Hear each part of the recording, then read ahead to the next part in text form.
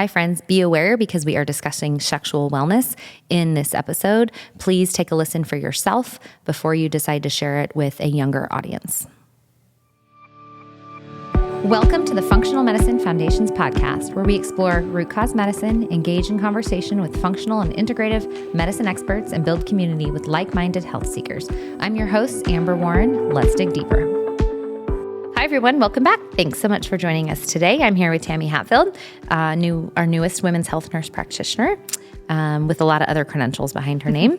With over 30 years in women's health, Tammy began her journey as a registered nurse, eventually earning her master's in nursing and becoming a board-certified women's health nurse practitioner. Her impressive career includes military service, where she earned accolades as the Meritorious Service Medal, and pioneering work in hormone replacement and age management medicine, specializing in bioidentical hormone replacement therapy for men and women, gynecological health, and age management medicine. Tammy founded Embrace Wellness in 2009. Now she joins the FMI Center for Optimal Health, continuing her work in hormone optimization, sexual wellness, and more. Outside of her professional life, Tammy enjoys traveling, gardening, cooking, and spending time with her family. Welcome to the podcast. We're so glad to have you, and I'm so excited about today's topic. It's just been such a joy to have you in clinic and be just talking and nerding out all things hormonal health and really functional medicine all day. So today we're going to talk about sexual health, and we have not really gone there on our podcast yet. We just haven't, but also because we haven't had a practitioner like you where this is your focus and kind of your area of expertise and specialty. So it's wonderful. Exciting. So what inspired you to kind of take a deeper dive and start to focus on sexual health for men and women? Well, I think it probably started at the very beginning of my career, just dealing with, I always was a focus on women's health. But, as time goes on, being a wife and a mother and, trying to have a career and everything else, we know that our sexuality changes. Yeah. I mean, it's always kind of an evolutionary thing that's happening as we go through the stages of hormonal changes throughout our lifetime. So it started becoming, because I think the biggest thing was as women started finally asking about it, or maybe it was that I was asking about it. I'm not sure how that kind of transpired, but I finally starting like, are you having a climax? Are you having pain with intercourse? Yeah. So we started asking those questions, and it was almost like women felt a little bit relieved, I think, when I first started asking it, because you would ask basic things, but not get into kind of the nitty gritty of things. Yeah. But when I started asking like actual questions, and then it was almost like giving them permission to actually talk about it. Yeah. And there is still like so much taboo and almost shame about just the conversation of sex. Absolutely. It's really too bad and doing a big disservice to our marriages, right? 100%. It's too bad. Yeah. We were joking a little bit in the hallway earlier. Some of the nurses were asking what we're talking about on the podcast this evening. And I said, well, I'm really excited. We're doing an episode about sex. And they were all kind of like, oh, that's fun. And I'm like, you girls just wait. Like, it should make you very excited to get married, because it is like, men are very simple creatures. They really just need sex. Yeah. It just keeps them happy and sustained. And it helps their hormone balance. Which we can get into. Yeah, that's so wonderful. So we know, and for those of you that haven't heard kind of the initial episode with Tammy on general hormone health and hormone balancing, we know how much bioidentical hormone replacement can help with libido. We kind of talked about the nitty-gritty of that. But there's a lot of different ways we can replace hormones. And so you've kind of started this recent transition from, maybe the transdermal topicals to pellets. Absolutely. So what are pellets? Let's talk about what pellets are. So pellets are a way of delivering hormones in a more sustained manner. Basically, it's putting a little implant of a small amount of hormone underneath. Usually in women, it's done in sort of their upper buttocks area, and it releases those hormones over the course of like 3 to 4 months. So they're not having to take estrogen or testosterone. Those are the two pellets that we use on a daily basis, because their body's getting it slowly absorbed.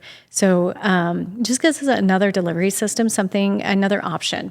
And that's the beauty of doing bioidentical hormones, especially with the fact that we've used compounding for so many years. But the use of pellets is more, it's newer to me as a practitioner. Not that I haven't been studying it for 20 years. Right. And the problem had always been is that I would go to a pellet education. I've also done training with 2 other pellet companies, and there was always something that was not exactly settling well with me. Like I didn't like certain things, or The unfortunate thing in the community is I became known as the train wreck fixer. So if somebody had a really bad experience with a pellet, they would end up in my office. And of course, I would put them on what I had available to them. But then I started getting patients that were coming in and going, actually, I did go see another practitioner. I'm like, that's okay. You're not cheating on me. It's okay. Yeah. And really loved it. But they wanted me to be able to give them their pellets. They didn't want to go see somebody else for it. So I was really excited when I came to work with FMI that you guys were using the pellet company that I was already looking at. Great. And because it's a totally different, a different product that has something that's very uniquely patented to it that helps prevent it from being expelled. There's a lot less expulsions of the pellets because we basically put a little incision into the hip and place these pellets in. And one of the side effects or risks can be that those pellets can come back out. But the technique that we use with this particular company and the type of pellets that we're using for them, which again has a very different patented system to it, helps prevent that from happening. So there's less scarring, there's less pain, and these release more slowly. And I could get into all the details with the patient if they really wanted to get into that, but they're just a much better product. And the first one that I could actually get behind and like I said, in 20 years and go, yeah, this is the company that I want to work with. And so if I come to you and say, I know I need bioidentical hormone replacement, but why should I do pellets over what my other practitioner was doing, right? Transdermal, both estradiol and testosterone. What would you say? Well, I would usually turn the question around to them and ask them, what are you actually looking to get out of your pellet or out of your hormone therapy? Because it may be that simply what they're currently using just needs a fine tune. Yeah. But if it's where they're, I really want to optimize my testosterone because I'm now at a time in my life where I want more drive, both personal or sexual drive. I know that or women who come in who have had a diagnosis of osteopenia, a weakening in their bones, where they're starting to get some bone loss, well, we may want to think about using testosterone. The delivery systems for testosterone that we have available to women are very limited, and there is not an FDA-approved product that's out on the market for women for testosterone. So we see an array of different things where we either get it compounded, they can use it topically, vaginally, vaginal suppositories, vaginal cream. We have some practitioners who are giving it as an injectable, but using the male dosaging. So we run into a little bit of some issues with those. And so the pellets or another delivery system that just gives us another option that's a more consistent blood level with them. And a lot of patients like not having to do something every day. Yeah, so that's one of the benefits. That's one of the big benefits of it. No creams, risk of transmission, things like that. Yeah, because with testosterone, that's an even bigger risk is transmitting testosterone to a partner. Now, not so much of a big deal if they're transmitting it to their husband because it's such a small amount. But I mean, if they have young daughters or young children in the house, you certainly wouldn't want to be transmitting it to them. So on the topic of sexual health, do you feel that testosterone pellets are one of the best ways to improve libido? It's one of the ways to help. But not necessarily the best. No, because here's the thing about libido. Libido is never one thing.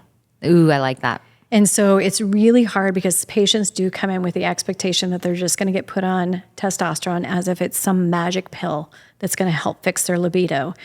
That becomes more of a conversation with them. Because I always tell women, you had mentioned about men, they're very simple creatures. Yeah. I love my husband, but he is kind of a simple creature in that aspect. And I think they all take pride that they do, right? That is them. Good food, good sex. And they're happy. Sometimes football, hunting, video games, whatever. But we joke about the fact that anybody who's taken a human sexuality class has seen the diagram where they show men as an on-off switch. Totally. And a woman is a circuit board. Yeah. So when I talk about libido with women, testosterone is one of the hormones that's going to help with it. Estrogen can also help with it. Progesterone can help with it. DHEA can help with it. Sometimes thyroid. If they're so freaking tired by the time they get ready to go to bed at night, maybe it's a thyroid issue. Right. So there's so many hormones that play into it. And then there's environment. And that's where I really have to get into big conversations with them. Because it's also about, do you feel loved and nurtured in your relationship? Yeah. Are you still in love with your husband? Yeah. When was the last time you had a date night with him? And then we get into the more detailed stuff like, when was the last time you had an orgasm? Right. Have you had one? Do you even know what one is? It's so sad to me to get some women in my practice who are in their 30s and 40s and go, I really don't know if I've ever had one. I'm like, okay, let's talk about that. Oh yeah, that's important. Because it's a very important part of intimacy, regardless of how it's achieved. Right. Because of the fact is that when we have an orgasm, we release oxytocin, and that is a loving, nurturing hormone. And if we're not getting that, we're not going to have that drive. But then it also goes, it's so many different layers. Are you stressed? Stress is the biggest killer of libido, both in men and women. Totally. And so stress, I always explain it like this to a woman. If you're under stress, what is the last thing your body thinks it needs to do? It doesn't want to procreate. Make babies. Because we're stressed, all our hormones shift and our drive goes down. And until we can get rid of this stress, you probably won't have a libido. Right. Then we get into logistics of things. Is your bedroom connected to your child's bedroom? I mean, how many times I talk to women and go, oh my God, yeah, my kid's on the other one. Or when kids, and this is when I talk about the evolution of how things change, is at different stages in our life. Like when we're dealing with toddlers and we're caregiving all day long with them, we're using all that oxytocin up with them. Don't touch me. Yes, exactly. Don't touch I'm me. done. I'm done for the night. Don't touch me. I don't want anybody hanging on me one more time. And then as we have teenagers, teenagers start knowing what mom and dad is doing in the bedroom. And they're up till midnight. And they're not going to bed at 8 o'clock at night. Exactly. So there's all those logistics of it. And then I tease women. I says, well, what turns you on about your husband? They're like, it was the cutest gal. I just recently saw her, and she was talking with her girlfriend. Her husband started emptying the dishwasher, and both of them were like, "That is such a turn on." Yeah, or we say foreplay, right? Like when he does something, I'm like, "That's great foreplay," and he looks at me like I'm crazy, but he's like, "Noted." Right? Did he take out the garbage for you that night? Yeah. Did he do the dishes for you? I mean, those are things that kind of get us in the mood. But yeah, oh my gosh, that's so funny. So many layers. So true. I wish that libido was. Here's the thing. If libido was so simple for women, we really would. I mean, we do have a pill that's out there. We can talk about that at some point. But the reality is it doesn't always work. And there's so many kind of restrictions with it. I mean, the length of time they have to be on it. They have to avoid alcohol. They can't be on any antidepressants. But there really isn't, it isn't as simple as just taking one thing to fix the libido. It's a multitude of things. Yeah, that's such a good point. Casting that wide net. And I think I love how you're trying to differentiate. Is it really low libido or is it anorgasmia, right? Right. And those are two very separate issues that are treated very separately. Absolutely. So how do we see libido, sex drive change through different transitions in a woman's life? So pregnancy, perimenopausal, postmenopausal, premenopausal, how do we see that shift? That's a big question. It's a big question. Sorry. No, but it also has to do, it's your hormones that are shifting and it's the changes in your environment and what's going on with your relationships. So whether that's, if you get divorced, funniest thing is I always laugh at women who tell me they get a divorce and man, did it fix their libido for the better. Because they're dating again. It's the newness of it. And that's why the other question I always ask patients, well, how long have you been married? And they're like, oh. And they'll tell me, and I'm like, so how was it when you were first together? Well, it was lights and, it was sparkles and it was, I was feeling the flutters, and we lose that newness because in actuality, what happens in relationships is that in the newness of a relationship, your blood pressure will go up, your pulse rate goes up, and your heart rate goes up when they come into the room. And that is, i.e. the flutters, right? The longer we are with our partner and the more secure we are with that partner, it has the opposite effect. Our blood pressure comes down. We're more comforted. Our and our pulse goes down and our breathing goes down. And that's what it was kind of funny when I worked labor and delivery. I could always tell if there was maybe some issues going on at home, watching the blood pressure and pulse as whoever came into the room. Oh, how and it was very interesting because you could tell what was going on and, how they were responding. But one of the things that we always talk about with patients is that I want you to do a sort of a homework assignment, if you will, with your partner. I want you to discuss what things turn you on and what things you think turn him on. And I want you guys to do it for each other, just as reminders of what it was, because sometimes we just need a reminder. We forget, we get so comfortable. And as we age and as those hormones change, and of course, as we get into menopause and we get the big declines in hormones, such an impact on our libido. And it's hard because that's usually at the time in our life where we're becoming empty nesters and we want to be chasing each other around the house. Absolutely, yeah. And so it's chasing each other around the house. No kids, no one around. Chase me naked. That's so funny. Are you looking for high-quality supplements? FunMedShop.com is carefully curated by the wellness experts at Functional Medicine of Idaho. You'll find high-quality supplements to support your health and optimize your body's natural functions. Rooted in responsible sourcing and utmost commitment to purity ensures that you're getting products that are not only effective, but also safe and reliable. Plus, you'll find our own line, Functional Medicine Foundations, which is carefully formulated using the best ingredients available so you can trust that you're giving the body the support it needs. Visit funmedshop.com today and take the next step in your health journey. That's funmedshop.com. We've optimized hormones because we're really good at that here. There's still a hypoactive sexual desire, low libido. What are some other tools? This is where I think we can get into like the treatment. What are other things we look to use to improve libido? Oh. Peptides? Peptides. I'm not as well versed on some of the. There's some newer ones that are out there that I'm kind of dabbling in at the moment. Cool. Yeah. So those will be kind of rolled out to patients as time goes on. Okay. But there is one that I really like to use in patients that isn't. It's used off label.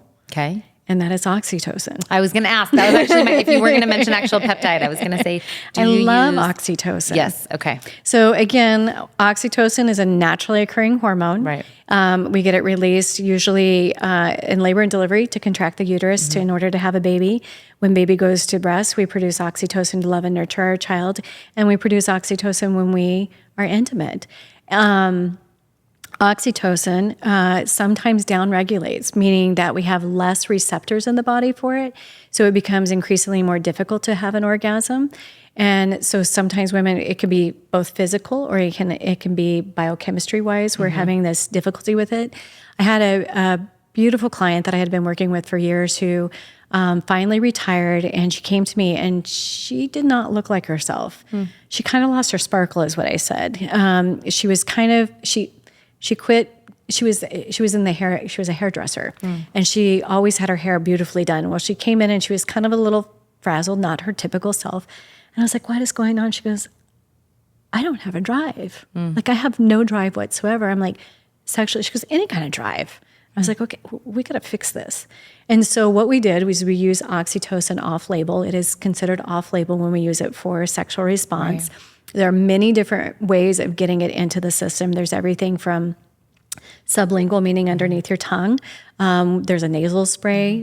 There's some vaginal creams that we can use sometimes with it. That one's been kind of hit or miss, but it just kind of depends on the patient. Okay. But probably the favorite one that we've been using is mainly the nasal spray. It's a mucosal membrane. It gets absorbed very well. But we went ahead and did oxytocin. And I remember walking through the waiting area, and it'd been several months later. And I looked at her and I'm like, "Oh my God, you have your sparkle back." She goes, I'm having sex again. I was like, she's like, "I'm so excited." She was so excited. It's so funny because when you think about that, it's just kind of we forget what sex does for us, right? And how it helps with our neurotransmitters, and how it helps with our satiety, and it helps with just rebooting our hormones. There's some interesting studies that have been done about sexual activity and the delay of menopause or the earlier onset. Yeah, it was really interesting. It was, I don't know, I mean, just a couple of them that I looked at, but it was just very fascinating. But it is interesting that one of the things that I quote to patients is that 1 in 3 women between the ages of 30 to 59 has had some degree of low sexual desire. Okay. And that's a third of us. And I think it's probably underreported. For sure. But that whole getting our sparkle back is always, it's interesting to watch. But we can use oxytocin to kind of upregulate that to happen. And then over time, they don't need to use it anymore. Right. So because they get it back. Because it helps everything to kind of reset. Plus, they're starting to have sex, so now they're producing it themselves. Oxytocin Absolutely. starts to come up. One of the resources that I usually point patients to is John Gray had wrote another book called Venus on Fire, Mars on Ice, about the changes in life for us. And in the back of that book is 100 ways to raise oxytocin naturally. So cool. And one of the ways is doing what we're doing right now. Women listening to women intently and feeling listened to and heard. And so that's why in my couples, I always teach the husband, I says, I need you to do something with your wife. And that is, I want you to not be fixing her when she comes to you. Yeah, just listen. Just listen. And that helps her oxytocin, and it relieves him of having to try to fix it. And so how do men increase oxytocin? same way. So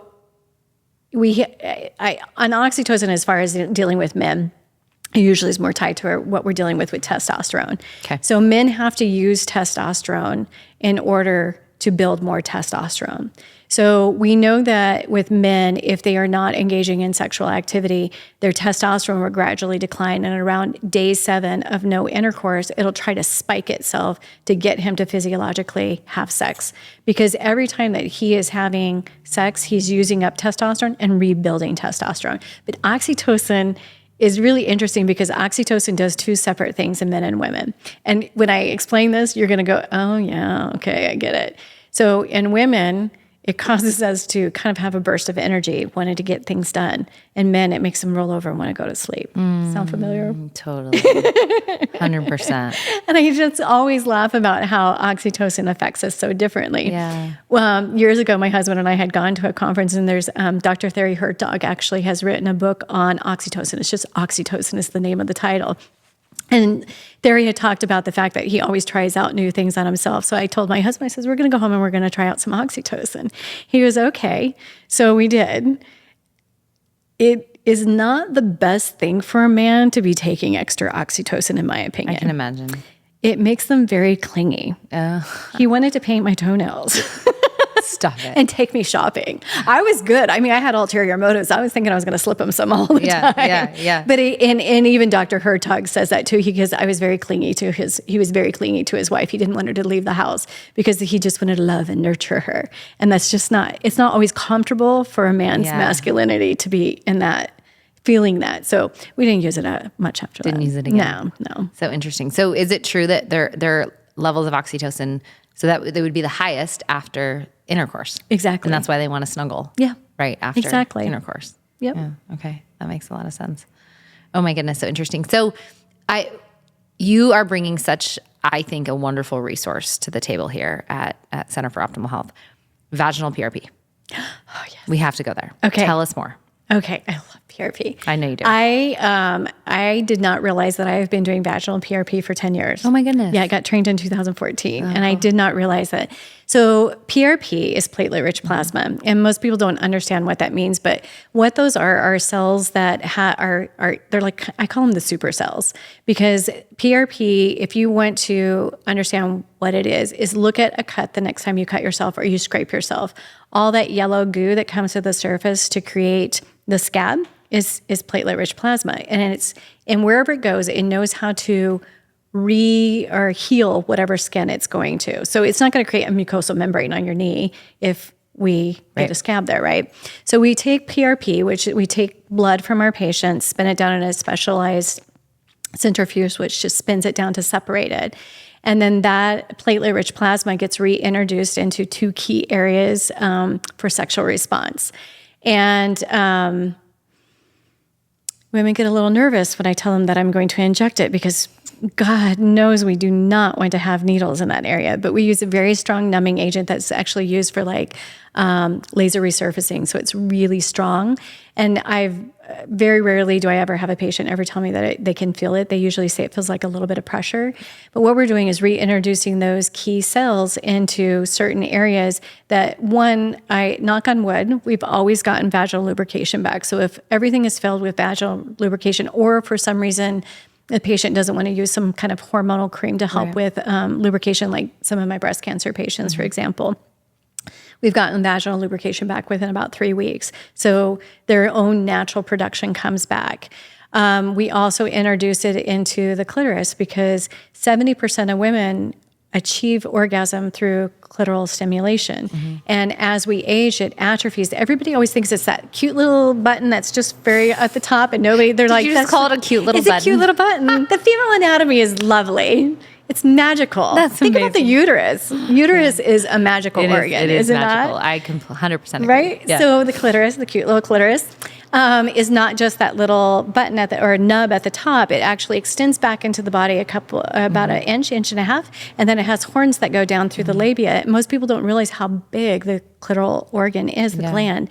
And so what we do is we're reintroducing platelet-rich plasma into the area to improve sexual response. Now, there is homework that has to go with that. You just can't get things to start coming back. So I'm very, very adamant with my clients that they need to be active at least every other day, if not maybe daily, for a little while so that we get the brain-body connection back together again. Because it's so important. Because sometimes that connection between our brain and our body is just as important in our sexual response as the organ itself. Right. Amazing. So you see improved desire.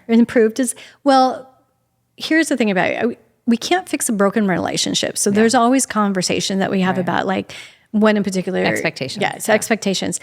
If being able to achieve a climax more easily becomes less work for her and she's able to enjoy it again, usually she has more of a desire for it. Right.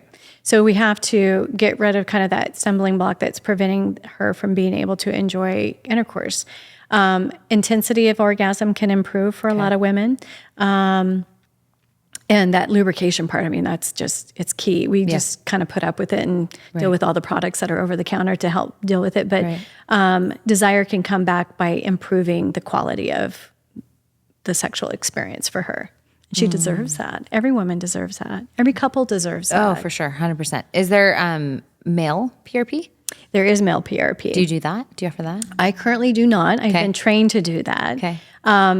With men, it's a little bit different because they have to have a repeat of it once a month for 3 months before they get the full results. Most men would probably struggle with that. Yeah. Because where is it injected?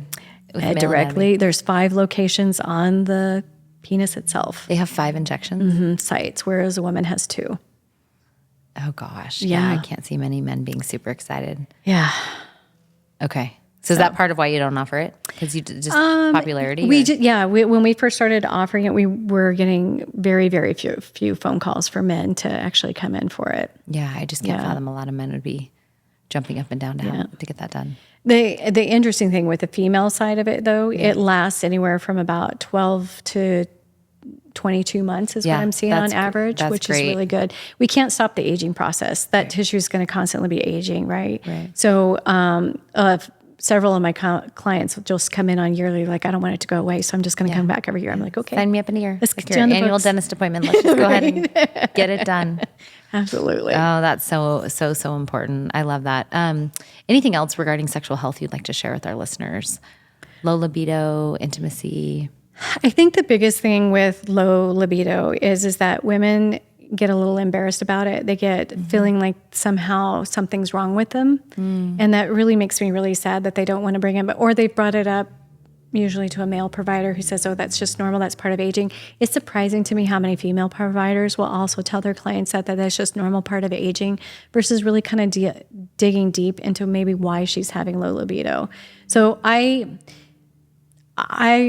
I see most of my clients, it's an environmental thing in addition to the hormones. There's in multifactorial. Absolutely. Yeah. So I always ask them, I said, if I can give you a prescription for a romantic vacation away from your family, away from the kids, away from your job, would you have sex with your husband? There's only ever been one client who told me no. Everybody else has told me, of course I would. Yeah. And so then it's like, you know what? It's not you, it's the environment right now, and it's okay. And it's okay to plan sex if you want to, and kind of put it on the book, so to speak. We always joke about the fact that if you can, not joke about it, but if you can commit to twice a week, a lot of times the spontaneity will start to come back more for clients. But we also have to figure out if there is other issues that are going on. My biggest one is if there's pain associated with intercourse, because that'll just shut things down. And that's easy to fix. We can fix that. That's pretty simple. Absolutely. So the sex twice a week, is that enough physiologically to help keep the hormones in check? No. I was going to ask. So if we're looking to help naturally raise for men and women hormone levels. I always wonder what was the motivation. That's a great prescription. Right? Let's talk about that. Well, sometimes I do ask them if they want me to write that as a script. Most men would be like, absolutely. Well, sometimes we also put it on the fridge. Right?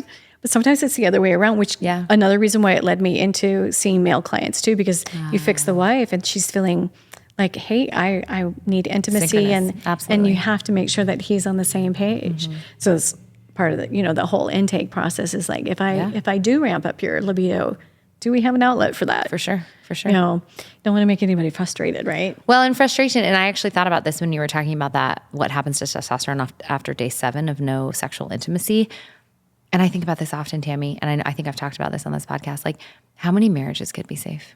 How much infidelity could we, if you really start to expand this topic and get people to start becoming educated, patients and healthcare practitioners alike, world changing with the current divorce and infidelity rates. Absolutely. Well, because of the fact that we're resetting hormones too. It's so interesting in working with couples. And I can usually tell when things have changed because their hormone levels start to become more optimal, more consistently. And I'll ask them, I'm like, have things changed in the bedroom for you guys? Oh, yes. Thank you very much. I'm like, oh, good.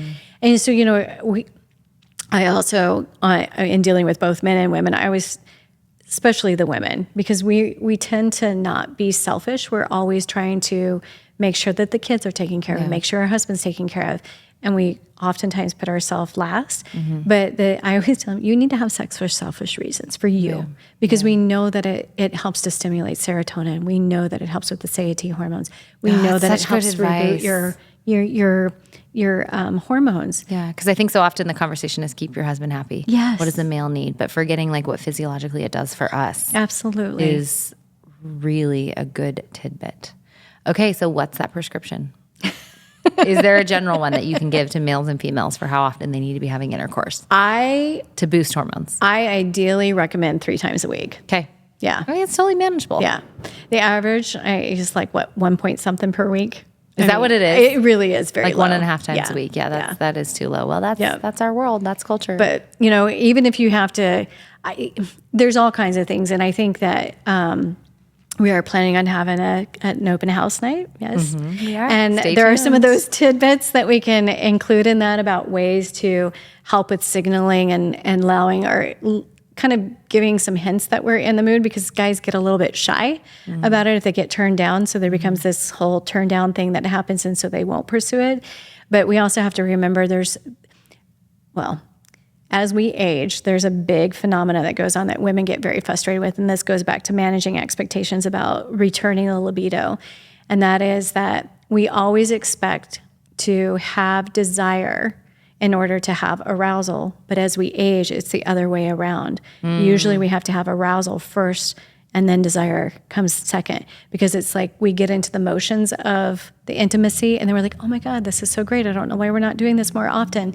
And then the desire comes out after engaging in it. But we think that that's being broken. That's not being broken. Yeah, no, that's not. Just a shift in how our aging process is going. And that makes bioidentical hormone replacement, oxytocin, vaginal PRP, all those things so much more important as we age. Absolutely. Yeah. Absolutely. Well, we can't wait for your open house where So you can share excited. even more details in person. So stay tuned for that. Thank you so much for spending our time tonight. I think this is a really important conversation to have, and hopefully we can continue to have more dialogue around the topic of just sexual health and sexual intimacy for men and women alike. Thank you. Thank you, Tammy. Thank you. Thank you for listening to the Functional Medicine Foundation's podcast. For more information on topics covered today, specialties available at the FMI Center for Optimal Health, and the highest quality of supplements and more, go to funmedfoundations.com.